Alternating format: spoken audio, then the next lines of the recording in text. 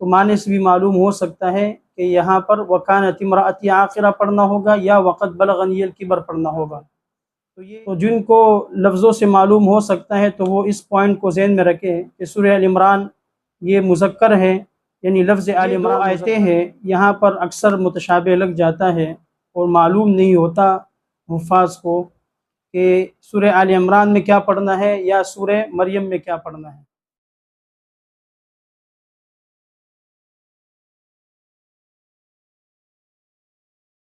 بسم اللہ الرحمن الرحیم، نحمدہ ونصلی علی رسولہ الکریم، اما بعد۔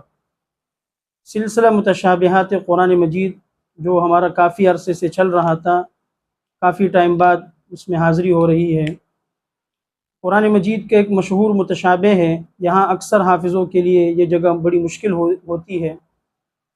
سورہ آل عمران کی آیت نمبر 40،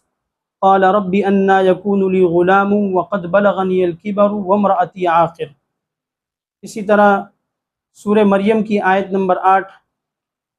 قال رب انا یکون لی غلام وکانت امرأتی عاقرہ وقد بلغت من الکبر عتیہ۔ یہ دو آیتیں ہیں، یہاں پر اکثر متشابہ لگ جاتا ہے اور معلوم نہیں ہوتا حفاظ کو کہ سورہ آل عمران میں کیا پڑھنا ہے یا سورہ مریم میں کیا پڑھنا ہے، یا اگر دیکھ لیتے ہیں تو اس کے بعد تو صحیح پڑھ لیتے لیکن کچھ عرصے کے بعد پھر دوبارہ بھول جاتے ہیں۔ تو اس کے لیے ہم نے ایک مختصر سا آسان سا طریقہ، ایک لفظی اور ایک معنوی طریقہ ڈھونڈا ہے۔ تو اس کا لفظی طریقہ تو یہ ہے کہ کس طرح پہچان ہوگی کہ اس صورت میں ہم نے قال رب انا یکون لی غلام وقد بلغنی الکبر پڑھنا ہے یا وکانت امرأتی عاقرہ پڑھنا ہے۔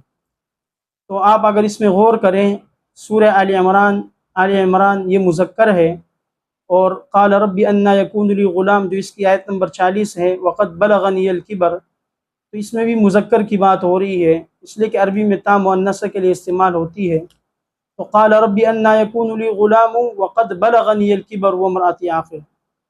تو جن کو لفظوں سے معلوم ہو سکتا ہے تو وہ اس پوائنٹ کو ذہن میں رکھیں کہ سورہ آل عمران یہ مذکر ہے، یعنی لفظ آل عمران مذکر ہے،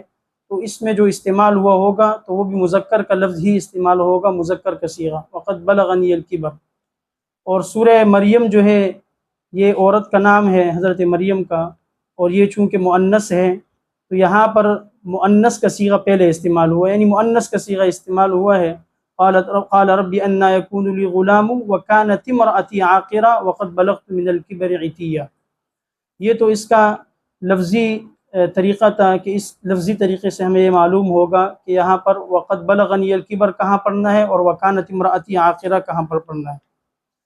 اور اس کا معنوی طریقہ بھی آسان ہے کہ اگر اس کا معنی آپ ایک مرتبہ دیکھ لیں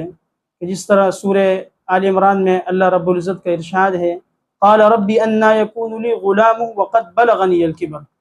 اس میں حضرت زکریہ علیہ السلام فرماتے ہیں قال ربی، کہ حضرت زکریہ نے فرمایا رب انا یکون لی غلام، اے پروردگار میرے لیے لڑکا کہاں سے ہوگا، کیسے پیدا ہوگا، وقد بلغنی الکبر، اور میں بڑھاپے تک پہنچ چکا ہوں۔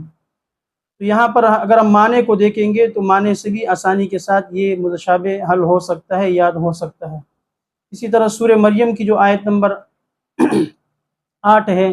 قال رب انا یکون لی غلام وکانت امرأتی عاقرہ، یہاں پر حضرت زکریہ علیہ السلام اپنے بیوی کے بارے میں فرما رہے ہیں کہ میرے لیے لڑکا کیسا پیدا ہوگا، کہاں سے آئے گا، حالانکہ جو میری بیوی ہے وہ بانجھ ہے۔ تو اگر ہم معنی میں بھی توجہ کر لیں تو معنی سے بھی معلوم ہو سکتا ہے کہ یہاں پر وکانت امرأتی عاقرہ پڑھنا ہوگا یا وقد بلغنی الکبر پڑھنا ہوگا۔ تو یہ اس متشابہ کے آسان طریقہ تھا کہ لفظی طریقہ بھی ہے اور اس کا معنوی طریقہ بھی ہے، تو جو طریقہ بھی آپ کے لیے آسان ہو وہ ذہن میں رکھے انشاءاللہ العزیز، یہاں پر آپ کو کبھی غلطی واقع نہیں ہوگی۔ وآخر دعوانا ان الحمد للہ رب العالمین۔